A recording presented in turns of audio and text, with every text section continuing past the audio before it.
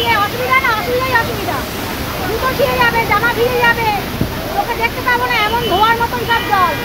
অসুবিধা না, immediate repairing বলবো, তাড়াতাড়ি যত শীঘ্র সম্ভব এটা পরিস্থিতি সামলানো হোক, এটাই বলবো। প্রশাসনের তরফে এটাই করা হোক, এই উদ্যোগটাই নেওয়া হোক, আর কিছু বলার নেই।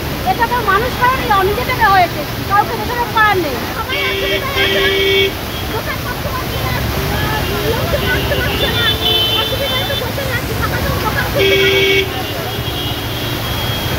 এটাই প্রথমই তো হলো নাকি? প্রত্যেকটা দোকান বন্ধ, দোকান বন্ধ।